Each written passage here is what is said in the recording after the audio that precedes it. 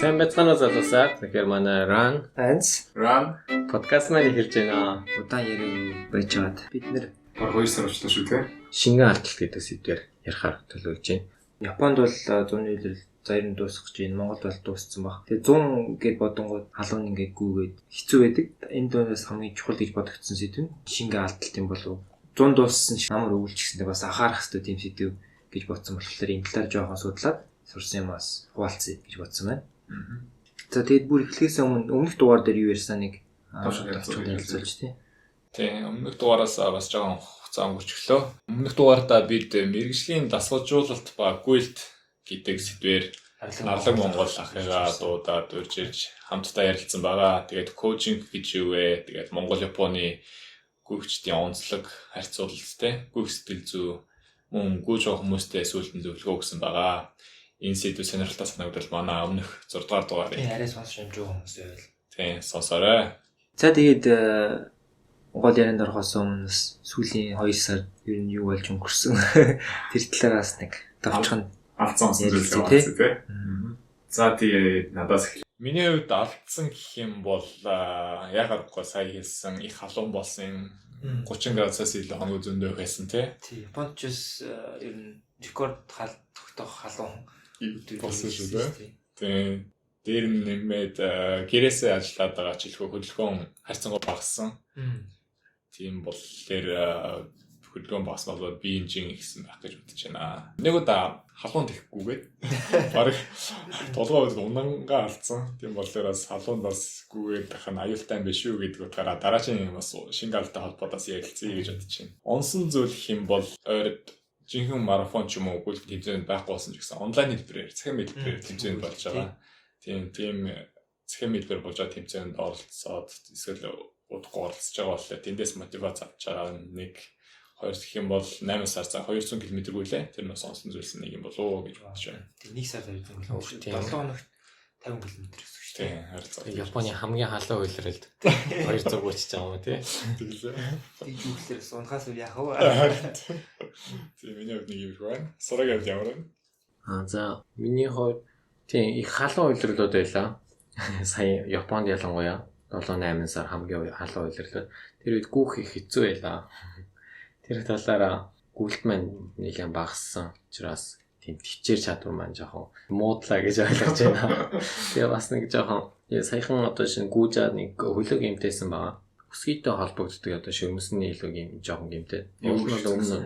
Өмнө тийм болж байгаагүй гүүж ирээд гүүгээд маргааш нэг хоноод маргааш нь босоод ирсэн дээр алхаж чадахгүй болсон өсгийн өвдөд. Ингээд нэг тиймэрхүү гэмтлүүд заримдаа нэг тохиолдод байгаа. Гүүж явах үед ерөөсөн мэдрэхгүй. Дараа нь гэмтлээ тийм. Дараа нь ингээд хит их ачааснасаа болоо хөл гэмтчихдэг нэг тийм талууд байгаа гэдэг. Тэрийг тэгээд эмчилгээний тулд угаасаа жоохон гүүч юм уу? Хөдөлгөөнөө жоохон бариад 2-7 хоног моног хэрэгтэй болчихж байгаа. Тийм юмнууд нь жоохон муу юм уу да гэсэн байна. Нөгөөдлөр гүйж хөлснийхаа дараа хөргөөлтөө сайн стреч сайн хийх хэрэгтэй байна тийм. Тэн дээр яг алдсан юм. Гүйснийхаа дараа сонголт хийгээгүүд амар харамссан. Тэгээ сонголтоо сайн хийжсэн бол бас гайгүй байх байсан болов уу гэж бодсон байгаа. Сургийн өсгийний гэмтэл өсгийнхөө доод талдаа аваансан юм. Ингээд хөлийнхөө эрхийн өрөнд ингээд тэнийлгээд байна шүү дээ.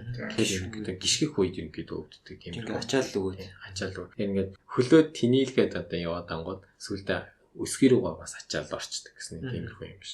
Санагдсан. Тэр ямар ч юм бол хэлмээр байгаа юм болохоор ямар ч гүйлтийн хүмүүс бас хит ачаал авах юм бол мэдээж гэмтэх тал байгаа. Тэрийгээ тэгээд сайн идгээж аваад мэдээ сайн цагаад идгээгээд авах юм бол одоо дахиж гэмтэхгүй сайн бат бих хүлтэй болно гэж бодож байна. За миний алдсан зүйл дээр уг нь бол ихэж онж явсан юм. Тэгээ Токио халаанаас цухтаад өдөр нэг явж үзсэн. Тэгээд сэрэх хүн газар сайхан гүгээд явлаа гэд ирсэн чинь хөлөө гимтээгээд яг нэг хэлсэн шүнсгийн тэмцсэн үү тийм. Синий яг нэг хөлийн арт хэсэг. Тэр уг нь гүйж яхад гайг байх шүү гэсэн. Тэгээд маргааш нь яг мэдэгдээд жоо алхахад хэцүү бол явцсан. Бас сураш юм шүү. Тийм тэр тэгээд яг сонголт тодорхой хэмжээ хийсэн ч гэсэндээ ачаалтай байх үедээ илүү яг сонголтоо байнга хийгээгүй гэдэг дээрээ алдсан юм болов. Тэрнээсээ болоод нэг бас гэмтцсэн. Тэгээд ер нь одоо ч гэсэн бас жоохон гэмтэлтэй яваад байгаа. 2-7 хончлоо шүү. Тэн дээр яг зүгээр бодоод байгаа нь яг тэр хөлний хэсэг дээр ачаал өгөхгүй өөр тасгал хийх юм уу гэж бодож байна. имлэг дээр очиод одоо жишээний нөгөө англиар болохоор inflammation гэдэг ийм өрөвсөл үүссэн. Тэгээд тэрийг ингээд багасгахын тулд loxofrofin гэсэн нэртэй ийм наалт ч юм уу тэнтэй тэр орсон юм өгөөд идэг. Тэрийг уугаад яах юм бол арай жоохон хурдан идэх магадлал байдаг. Би нэрээ эмчтэр очиог яваад байгаа юм. Өөрөө идэгч болов гэх. За тэгээд бас нэг юм болохоор уг нь тийм захим гүйлтгээсээ бас ярьжсан. Хамтдаа Бостон гэдэг нэг тийм марафон болоод байгаа. Тэгээд 9 сард яг бүр хагас бүтэн марафон болно. Тэгээд 7 сараас эхлээд 7 сарда 10 км гүйцэх юм. Тийм. Тэгээд 8 сард хагас марафон. Тийм. Тэгээд 8 сард хагас марафонд нь орж амар бэлтгэл болно хийжсэн. Тэр үед яг Google-ийн өмнө нэг арай усмсаа ихтрүүлээд дууссан болоо гэж бодсон. Тэр нэг зүгээр нэг хувийн бэлтгэл дээр алдсан маягийнхан. За тэр онсон гэх юм бол яг нөгөө тэр гүйлтийн гүрвтээр одоо Америкт байдаг нэг дасгалжуулагч Iris гэдэг монгол хүн нэг тийм төлөв гаргацсан амар гоо. Тэр 5 км-ийг 10 км-ийг тийм өдөр болгоноор гаргацсан. Энэ өдөр амар, энэ өдөр тийм дасгал энэ гэдэг. Тэр надад амар гоо сандаа яг тэрнгээр яг миний хувьд зүгээр олж авсан юм гэх юм бол нэг тэр би эсвэл биеийнхаа хөл одоо өөрөөр хэсэгт ингээд анхаарал ингээд сайжруулах боломж нь бүрдсэн болов. Жишээлбэл ингээд хийл ран ингээд өксөр гүйлт яг тэнд зөвхөн яг өксөр гүйлтийг ингээд баг нилээ за 30 40 минут ингээд гүйж байгаа болохоор яг харахгүй ингээд маргааш нь ингээд нэг одоо гойны хэсэг яг нэг онцлог хэсэг ингээд нэг өвчин ордог ч юм уу тий. За сайжиж байгааг нь тэрнгээр мэддэг. Тэгээ бас хөлний өөрөөр хэсгүүдийг илүү болчин ингээд өөрчилж өгöd байгаа. Тий. Яг ингээд зүгээр ингээд гүгээд хахад бол ер нь анзаарахгүй. Тийм. Тэгээ бас нэг амьсгалах техник суралцж байгаа. Тэгээ дараа нь тийм нэг боломж гараад яриж үчнэ. Гизээрээ амьсгалах гэх тий. Тэгээ гизээрээ амьсгалж ёлог амьсгалах гүнэ. Тийм. За миний хувьд тийм байна. Тэгээд одоо гол сэдвүүгээ орохоос өмнө дугаар болгондоо хэлдэг тийм бид гурав яг эрүүл мэнд хоол спортын чиглэлээр мэргэсэн багш тийм хүмүүс биш.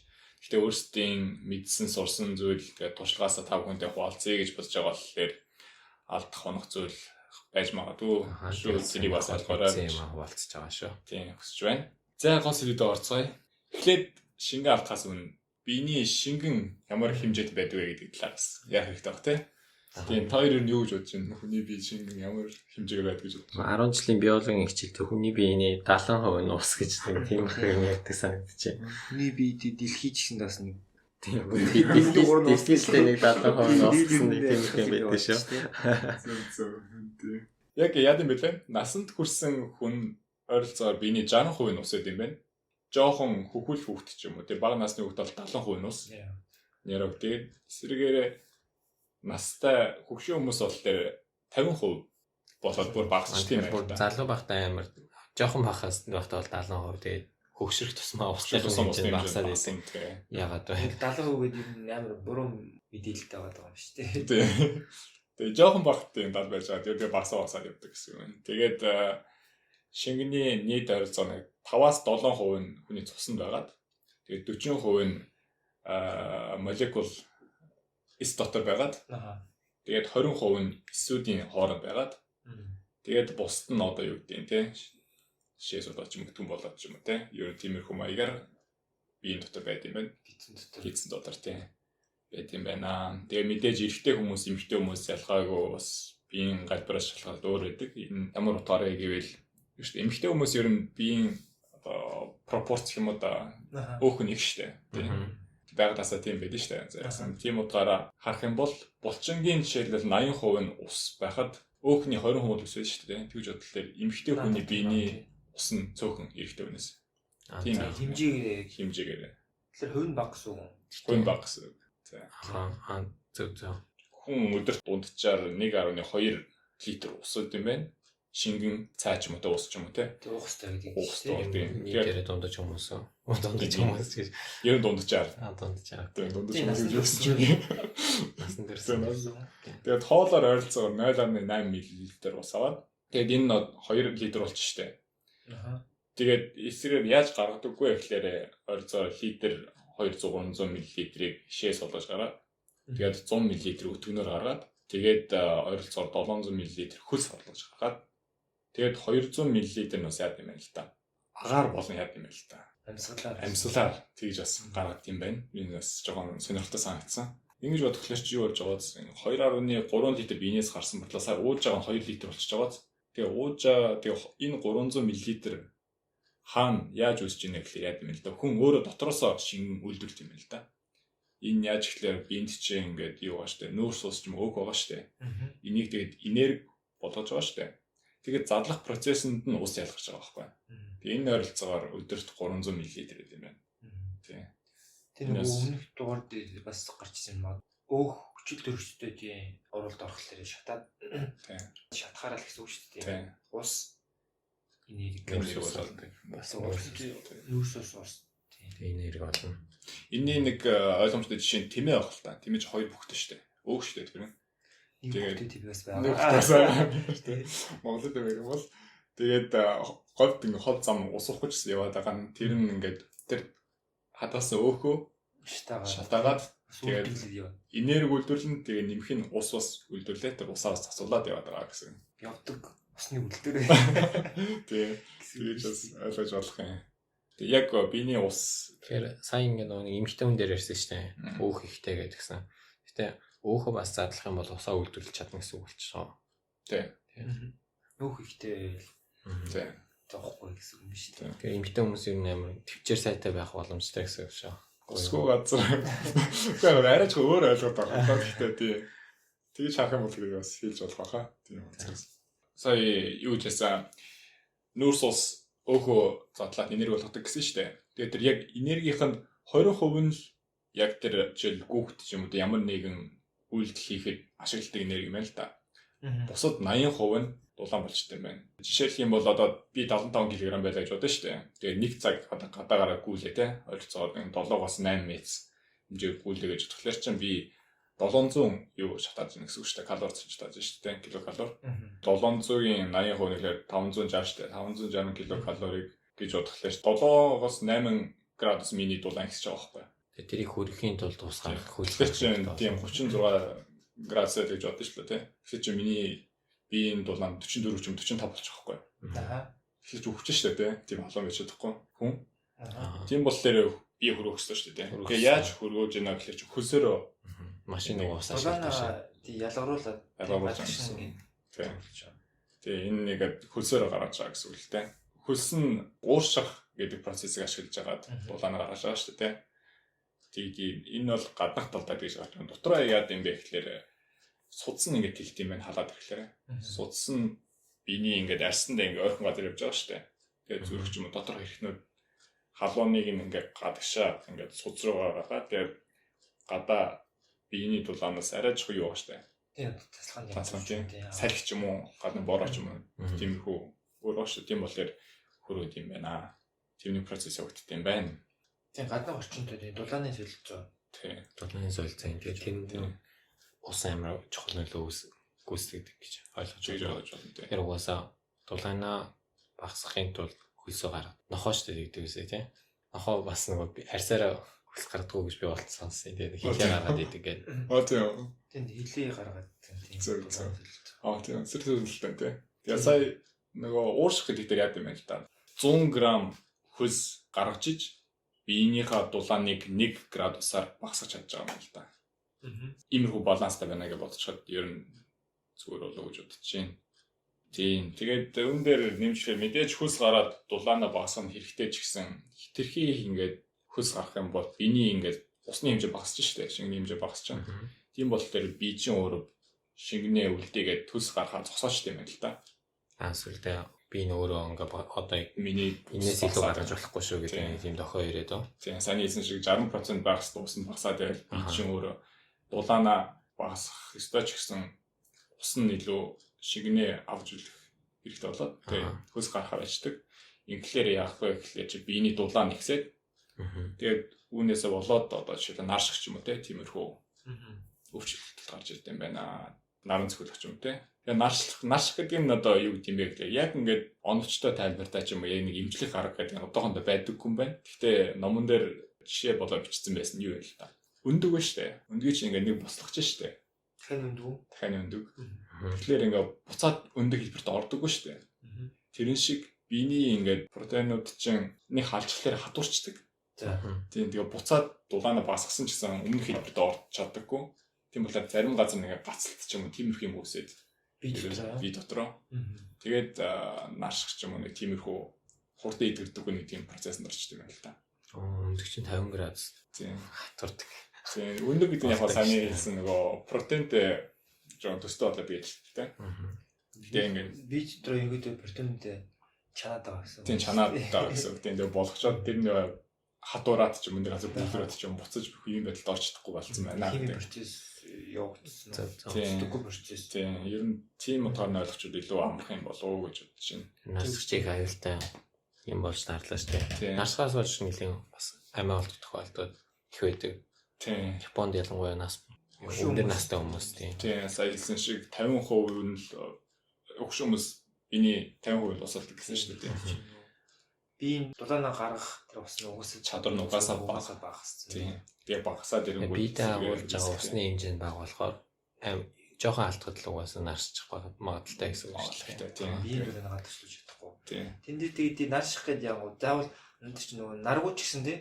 Ерөнхийдөө гадаа халуун байхад л адилхан гэсэн үг шүү дээ. Би халуунаа ингээд багасч чадахгүй байна гэдэг чинь тийм. Заавал шууд гадаа гарахгүй гэртээ байсан ч гэсэн Японд ялангуяа температурын халуун бол air conditioner ч юм тиймэрхүү асаахгүй байх бол амар сүүлийн мэдээгээр гаргасан нөгөө Японд өдөр гэхээс шөнөөр яг нас гэртээ тийм. Хөлөг хит орон дотроо хөлөрсөн байгаа. Би халуун шингэнэ алцаар байгаа. Тийм. Энд дээр бас нэг юм шилхэд яа гэв. Наршаад. Шүн наршаад өнгөрсөн.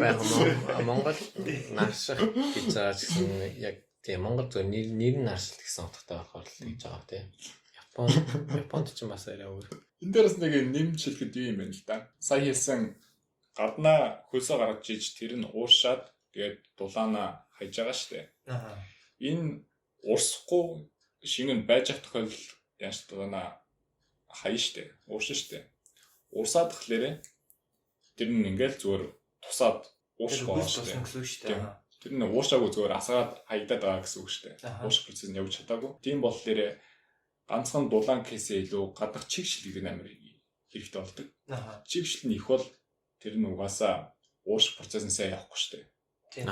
Тэр эсвэрээс доошоо унаалтын шингэн зүгээр алдагдаад нь гэсэн. Тийм болохоор бие хөрвөөлгүй дотор шингээ алдаад байна гэдэг тийм юм гарч иж байгаа. Тэгэхээр чигшил ихтэй байх юм бол бас амар муу гүүх юм. Амар муу гэсэн үг шүү дээ. Шингэнэ бие хөрвөөлгүй шингэнэ алдаад байгаа. Бие хөргөж чадахгүй биеийн дулаан өндөрсөл юм гэсэн юм биш. Тэгэхээр одоо би саяхан нөгөө нэг амир чихтэй бороонд гүйсэн чинь муу гүгээдсэн. Тэр бас хамааралтай юм байна л да. Тийм чихтэй халуун тийм илүү аюултай. Илүү аюултай гэсэн. Тийм гүндээс батлаа. Тэгвэл бүр Япон яхахгүй тийм байна л да. Халуун дээрээс нь чиглээ. Тэгвэл нааш мангар өндөр. Тийм зүгээр хөлснө гараад. Тэгээд дэвэр мөвөр чинь яарахгүй их болох юм шүү дээ. Тийм. Жоо сайлах гараад ууршуулах гэдэг юм үзэлээ шүү дээ. Уул ууршуулах гэдэг данч нөгөө гаднах юу вэ? Чиглийн их учраас зүгээр доошоо гоож. Доошоо гоошоод ерөөсөө тийм бие хөргөж чадахгүй байна гэсэн. Хаягдаад байна гэсэн. Тийм. За сая шинэ алдыг дарлаа. Тэгээд үн дээр бас биений жоохон давсны талаар бас ярих хэрэгтэй болов уу гэж бодож байна л да. Биеийн дойролцоо дунджаар 0.2% давс байх хэвээр. 0.2% маш бага хэмжээ. Тийм. Далааны ус 3% гэж бодлоо. Тэгэхээр ч тэрнээс агай бага байх хэвээр. Тэгээд гүйсний дараа мэдээж ус уух хэвээр. Ганцхан ус уугаад ах юм бол мэдээж эхлээд давстай усаа хөлсөөрөө алдсан байгаа. Тэр зүгээр давсгүй шингэн ус уучих юм бол давсны хэмжээ багасна шүү дээ яаж утсан тийм.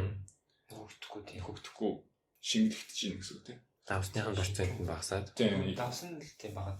Агуулмж нь багасна. Тийм агуулмж нь багасаад тийм. Тийм болохоор хит ингээ багасчих юм бол толгой ирэх ч юм уу давсны хэмжээ бүр багасч юм бол үхэх тохиолдол ч гэсэн байт юм байна. Тийм бол сэргийлэх хэрэгтэй. Тэгээд марафон гүйдэг хүмүүс мэдэх байх л та. Гүйж ахтаа ингээ давстаа чихэр ч юм уу эдэд идэх хүмүүс байдаг тийм. Бас биеийн давсын нөхөхийн тулд бүх эрдэс бодис маань ингээ хөлстэй зуг гадагшилж байгаа гэж ойлгоод болох юм. Пост минералуудаа ч мэдээж нөхөртэй тийм гадагшлаа учраас. Тийм болохоор ганцхан зүгээр уус гэлгүүгээр спорт дринкүүд байдаг тийм. Тийм сайн авч хэрэгтэй баг. Энд спорт дринк мэдээж чихэрлэг юмтай глюкозтой, тийм фруктозтой энерги нөхөхөөс гадна давс бас байт юм байна. Ойролцоогоор дундчаа 0.1% давстай байдаг болохоор нэг уугаад бас нөх хэрэгтэй юм байна. 0.1 гэхлээр биений хэмжээ 0.2-оос бага байж магадгүй. Тийм болохоор ганцхан спортын хэслөө болвол тийм хол гүйж байгаа бол саяны хэлсэн шиг давстаа чихэр ч юм уу тиймэрхүү юм идээд явбал зүгээр ахаа. Давсаа алдсан гэтэл бид нар бас нэг өөр подкастн дээр ярьж байсан. Жишээ нь хөл гаргын булчин татах матах юм. Тэгээ тиймэрхүү нөхцөл байдал үүсдэг нэг машин тосоо алдчихж байгаа шиг нөхцөл байдал үүснэ гэж ойлгож болно тий. Гэж болно тий. Энэ дээр бас нэмж хэлэх нь амар чухал зүйл юм бол юу вэ л да. Давсны хэмжээ багасна шүү дээ. Жишээл 0.2 байх хэвээр 0.1 болчих шүү дээ. Тийм хувь нь. Тийм болохоор хүний бие өөрөө давсны хэмжээ 0.2 болгох гээд байгаа усаа өөр гаргачихсан юм байна л да. Шингэнээр өртгөн ч юм уу тийм бас агуулмжаа гэл тэр хэмжээнд агуулах гэдэг. Тийм эсрэгээр хөлсөө гаргаад ч юм уу амар хшээгээд ч юм уу тийм бүр гүйжэд ч юм уу ямар нэгэн байдлаар усаа гаргачихсан юм байна л да. Тийм бол дээр угаасаа байх стандартнаас бүр дахиад багасчихна. Тийм бол дээр усгүйд бүр дахиж их үүсдэг бол дээр илүү биеийн аюултай бол дээр үүнээс бодолцох хэрэгтэй баха. Тийм бол дээр давсны хэмжээ багчж болохгүй хийвчж болохгүй яг 0.2 дээр л юм байж байгаа. Хэрэгтэй болов уу гэж бодож байна. За тэгээ сэдвийнхаа ер нь зөндөө юм ярьчлаа. Одоо юуны талаар ярил л да. Хөлс гараад шингэнээ алдах нь одоо хүний гүүх ч юм уу ямар нэг өөр спорт хийх юм уу перформанст яаж нөлөөлдөг вэ гэдэг талаар ярих гэж бодож байна. Жирийн насанд хүрсэн хүн гадаа 2 цаг ямар нэгэн спорт хийлээ хөл мөчөж бол гүүвчж болно. Дунджаар 2 литр хавцаа ус шингэн алддаг юм байна л да. Тэгээ ер нь 1 цагт ер нь 1 литр ус алддаг гэд бодчиход гимгүй баха. Гадаа жишээл 30 градусын дулаантай гэж бодъё л да. 50 кг шинтэй хүн байлаа гэж бодъё л да. 1 цаг хөдөлж эхлэхээр чинь 1 литр ус алдчих штэ. Тэгэхээр чинь биений 2% ус алдсан гэсэн үг үстэй. 50 кг шинтэй хүн чинь 1 литр алдчихлаа чинь. Тийм бол дээр энэ шууд хөдөлгөөний чадамж нь нөлөөлдөг юм байна л да. Мэдээж стамина багасна. Тэгээд бодох, санах чадвар нь ч гэсэн багасаад эхэлчихсэн. Шууд нөлөөлдөг юм байна тийм. Эсвэргээр гадаа 20 градусын хэмтэй байна шүү дээ. Тийм бол 2% усаа алдсан ч гэсэн бие нь бол шууд перформанс нь багасчдаг юм байна. Энэ бол амар сонирхолтой юм билээ. Curve нь арай өөр. Гадаа температур шалгалаа. Тийм. Хөргөх шаардлага нь арай бага. Арай бага гэм шиг байна. Тийм болохоор 20 градусын хувьд болохоор 3-аас юм уу 5% усаа алдах юм бол илүү энэ перформанс нь нөлөөлж эхэлдэг юм байна. Тэгэхээр гадаад орчны температураас шалтгаалаад бас хүний перформанс нэлээд өөрчлөгддөг гэсэн үг тийм. 20 градус дээр нэг цагт идэ ойлгож байгаа хэмжээ гэсэн юм байгаа лээ. За 3-аас 5% гэхлээр ч одоо юу юм л да. Ойролцоогоор 3 цаг хөдөлж ийж тэгээд ер нь перформанс нь тийм багасч эхлэх юм болов уу гэж бодож байна. Одоо ингээд сонсоод байх нь юм бол температур нь за нэг тасалгааны температурын хавцаа. Тэгээд чиглэл нэлээд бага байх юм бол хүний юм гүөх перформанс маш өндөр байх юм болов уу гэж ойлгож бодож байна тийм. Зөв үү тийм. Тийм. Биений усны хэмжээ 5-аас 6% багасах юм бол гар хөл чичиж эхэлдэг юм байна. Тэгээд 10% багасах юм бол амьсгалахад хэцүү болоод ч юм уу муужирч унах ч юм уу бодол санаа тогтургүй болж эхэлдэг юм байна. Тэгээд 20-оос дээш ус алдчих юм бол өөх тохиолдолч бас байд юм байна. 20 гэдэг чинь одоо маш амар юм биз дээ. Чин сая 50 гэдэг чинь 50 кг жинтэй хүний 10 кг ус алдсан гэсэн үг шүү дээ. Ус бар нас орцсон л харагдаж байна л да. Харин тийм бол тийм ус гэдгийг чухал юм шүү гэдэг бас хэлэх хэрэгтэй баха. За энэ дээр тий ганц хоёрхан юм нэмийг бодлоо. Шингээ алдтал дээр сая шингээ алдчихвол одоо жишээлбэл доторх ивч юм янз бүрийн байж гин. Тэр чинь мэдээж одоо юу гэдэг ингээд бүр хитрхи ингээд гүүгээд бүр нөлөөлтлөө. Ингээд би ингээд шууд илэртэл ингээд гүйцэн ачаал өгөөд явцсан гэсэн. Яг сэргийлэх гингүүд одоо чи зүгээр байгаа хүн ингээд шингээ алт болцсон хүн ингээд дунд нь мэдээж яг нэг тийм шингээ алтлыг болохоос өөрчлөсөн нэг шинж тэмдэг гэсэн юм бол тийм байгаад байгаа. Тэрийг бас юу гэдэг өөрөө мэддэг эсвэл иргэд төрний хүмүүс ч гэсэн ингээд санаа сурчулс зүгээр юм болов уу гэж бодсон. Тэгээд яг зөв гүүг байсан ч гэсэндээ жишээлбэл юу гэдэг хоолны туршил одоо буурах. Тэгээд толгой эргэх ч юм уу те. Тэгээд бүр бас нөгөө шартсан мэдрэмж одоо уугааг өсөн ч те. Шартсан санагдавал би одоо шингэн алдсан байх магадлал өндөр юм биш үү те. Тэгээд бас дөрөв хэлжсэн нөгөө би доторх давс усны одоо баланс нь алдагдчих юм бол тэр шингэний гарах гэдэг. Тэгээс гүйлгэх одоо нэг би нэг юу хийж гүйлгэх гэдэг нэг чинь бас тийм шинжлэх болчихж байгаа юм. Тийм баг шүү. Тэгээд энтэй яг холбогдоод ярангууд яг шингэн дутагдах гэдэг чинь бас нэг талаасаа бит байгаа зүгээр яг зөвхөн одоо ус гэх юм те усны шингэн ингээ багасцсан. Тэгээд давсных нь хувь нэгсэж байгаа гэсэн. А нөгөө талаас бас шингэн хэвэндээ байгаа ч гэсэн те жишээл нэмээ давс идэх ч юм уу. Тэр нь яг адилхан нэг баланс нь алдагдаж байгаа гэсэн. Тэгээд тийм гүйлгэх одоо процессыг болдго юм. Яг би нөгөө бодож исэн жишээ гэх юм бол одоо нөгөө хорсуул уун гэж ярьдтэй Монгол уугаа. Тийм тэр хорсуул гэдэг чинь ерөөдөө давстаа бас яг давс нь их гэсэн үг шүү дээ. Тэгэхээр яг одоо гиз тэр би тэр баланс нь алдагдлаа тэг гүйлгэж байгаа процесс юу юм болов гэж бодсон. Сонирхолтой юм шүү. Тэг хэтрүүлсэн гэсэн үг тийм бүр давсаа бүр хэтрүүлээ. Тийм. Шингэл алдуулаагүй дээрээс нь давс нэмчихэж байгаа гэсэн үг. Давс нь хэтэр. Ерөөдөө концентрац нэг жоохон ихсэн гэсэн. Би энэ болохоор хэрэггүй гэж одоо хасах гэдэг дөө. Тийм. Одоо түрүүнийхээ процесс яаж байгаа юм бол давс нь ихсэн болохоор давстай тэр усыг нэгс ингэ гарах гэх. Тэгээ 70 ус яг ууж үзег болох тэр. Нэггүй бас 70 ус их уул саяных шиг тийм шийдвэрүүд илэрх байх. Ер нь бол яг бодоод үзэхлээр сая бас ингэ тайлбарласан шингээ алт тийм бас адилхан баг процесс ихэд үүсэж байгаа спид дотор бол тийм биш үү? Эсрэг процесс биш юм уу? Давс нь хитэрсэн гэдэг. Ус нь ихсэн үү? Давс нь ихсэн үү? Концентрацаас гарах юм бол адилхан хэмжээр харах юм бол усаа алдаа давс нь ихсэн гэсэн. Олчвол тэгвэл гарах хэрэгтэй болчихно гэдэг. Тийм байна. За жоохон төгөлөлөө өөрсдөө сайн шингээ алдалтай жоохон холбогдоод. Тийм. Практикалаас жоохон ярьсан тий. Тэгээ. За. Сураагийн үед ер нь ямар байна? Сая хань тэр нэг бороотой гүгээд би бас энэ цоггүйсэн тий. Тэгээ бороотой гүгээд ер нь жоохон цутарсан амтан болоод. Тэгээд хүндэр санагдсан байна. Сая чиний ярьсныг харин сонсоод гэсэн чинь тийм хэцүү байсан гэдэг. Жирийн үед гүдгээс амар муу гүгээд байсан. Яагаад байсан чаа? Тийм өөрийгөө хүргэж чадахгүй байсан юм байна гэж сая тэгж бодогдлоо. Ууршихгүй. Тийм ууршиж чадахгүй одоо өөрийгөө хүргэж чадахгүй тийм ингээд халчдаг. Тийм ингээд зовлон болоод идэгс гэлтэй ингээд би сэтгэл зовоод нэг тийм юм хальт сая бодогдлоо. Тийм биш үү? Тааш дэж бодогдоо.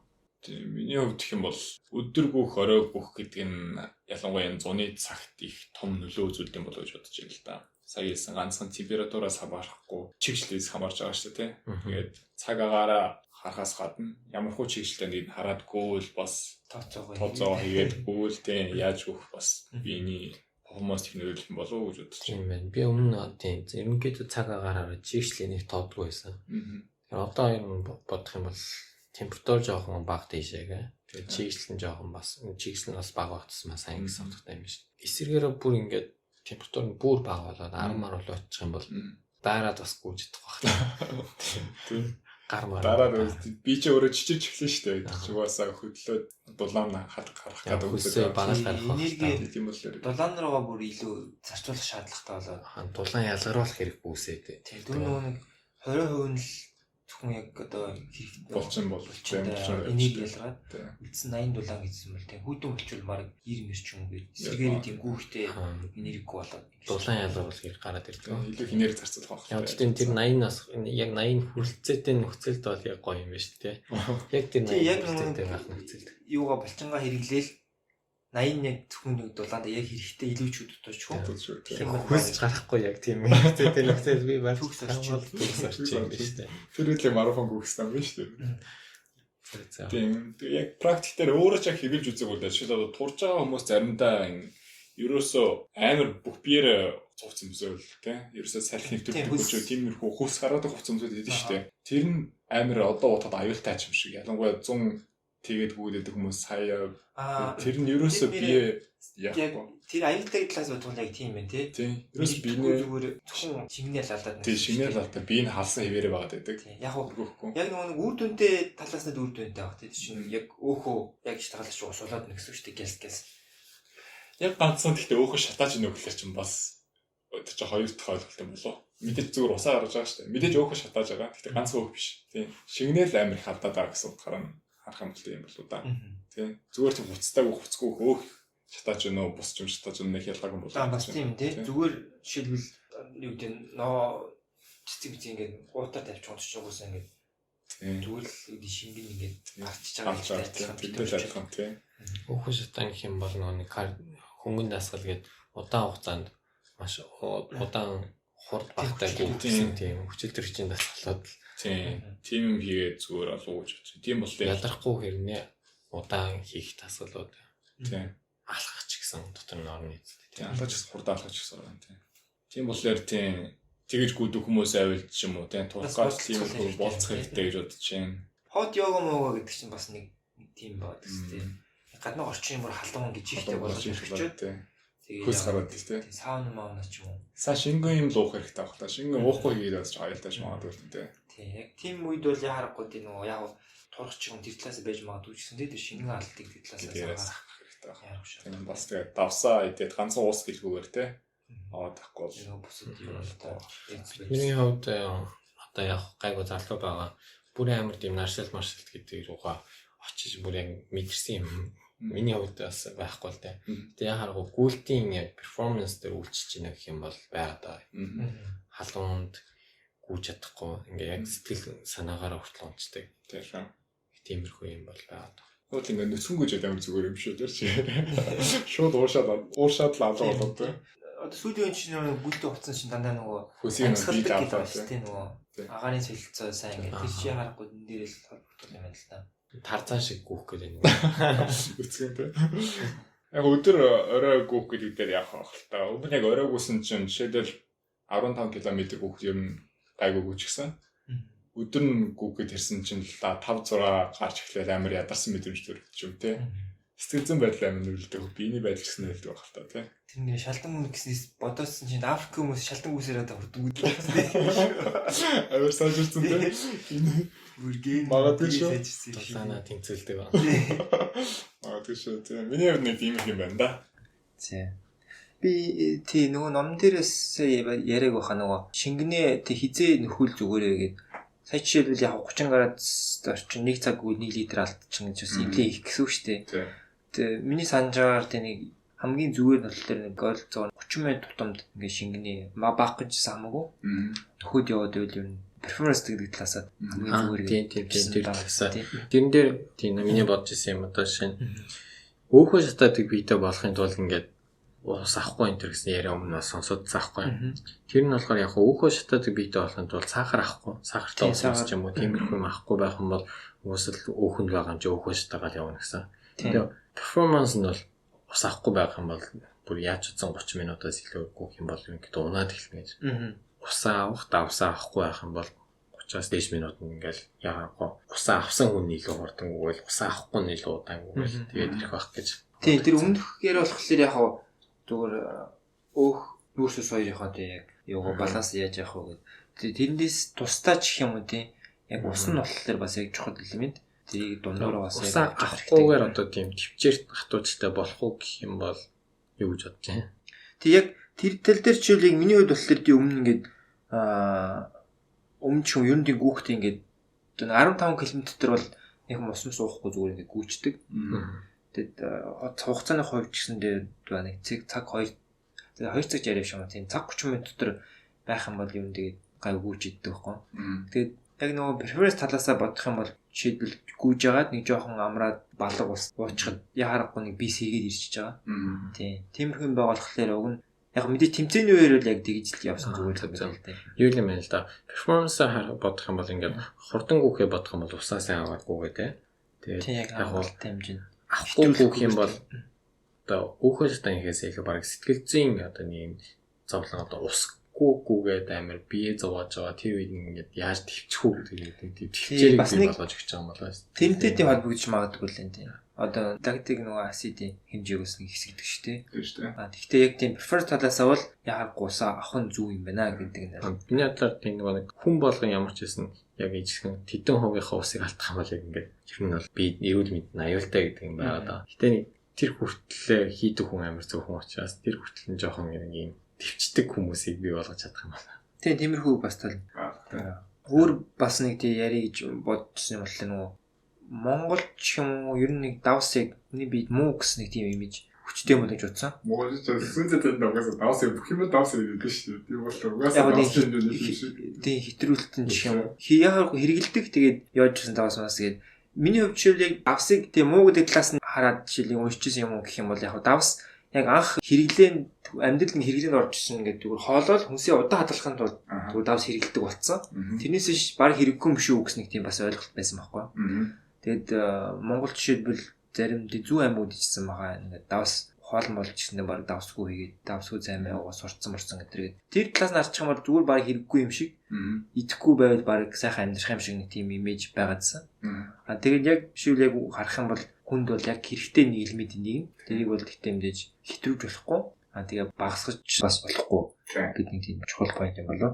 Тэгтээ ингээд авч байгаа хоолоороо зүгээр тавс яг хэрэглэхгүйс нэсэн тэр жирийн basic хоолоороо нөхчөөд идэг. Тийм ингээ яг хөдөлгөөн хийхгүй үед бол тийм зүгээр өдөрт мэдээ хоолоороо нөхчөж байгаа. Тэгэхээр одоо цай мэн дээр нэмэт хийгээд байгаа нь илүүдэл болоод тэгээд дараалан төрсөд ихсээд нөлөөлөд байгаа. Сүүлд үл яг харахад гүйснийхаа дараа Японд бол стоширүүдээ давстай шүл гэх юм уу тийм давс. Эсвэл давстай чихэр мөртийн тийм давсан нэг бод тэ. За тэгвэл өнөөдрийн яриагаа товчлоод өндөрлцөөх үү? Тэгцгээе. Бас тийм нэлээ судлаад номноос ярьсан байгаа. Тэгээд бидний энэ удаагийн дугаар дээр голчилж ашигласан ном бол Токио их сургуулийн Шин Терана гэдэг профессор бичсэн. Бонор спортс йога гэдэг монголоор спортын nutrition гэх юм уу да. Илчилдэг юм. Тийм.